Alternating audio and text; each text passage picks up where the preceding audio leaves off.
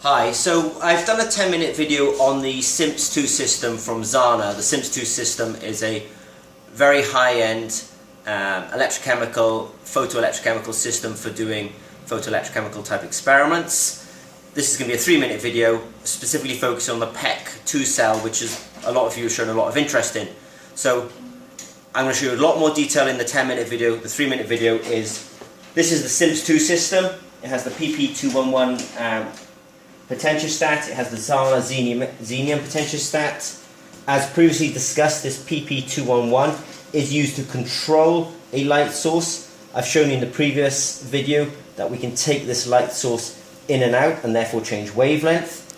Importantly, in the previous video I've shown you the C, why there's a C in our term CIMPS system, and this is the control part that you ask in the software for a particular light intensity to shine on your sample, and we measure that light intensity. The sensor is not in direct path with your sample, we're to the side, and we've calibrated ourselves so that we know what the intensity of light is here, and we read it here. So I showed you in a previous video, if we start changing the intensity of light, let's say by blocking the sensor, then this light source will become more intense in order to compensate for it. So this is the only system on the market where you demand a light intensity and we measure it and we compensate for it. If there's, for some reason this light source is not giving you the light intensity that you're asking for, we're measuring it and we're compensating for it.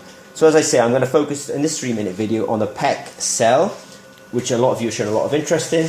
The PECC cell is talking to the potentiostat. The potentiostat, I'm going to unplug the cell from the potentiostat for now, just to say that we have a counter electrode, a working electrode, a reference electrode, in this case is a silver chloride, and here is a connecting post, so I'll unplug.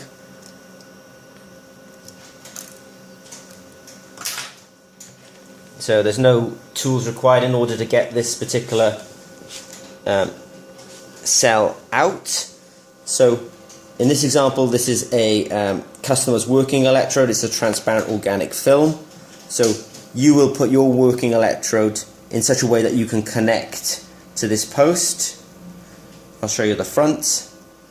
We have a very elegant coiled platinum counter electrode, and there's a reference electrode also pointing down in towards the cell as well. So you'll put your electrolyte and your working electrode in here. We've provided the counter and the reference electrode, and it's really a very elegant way of illuminating a sample.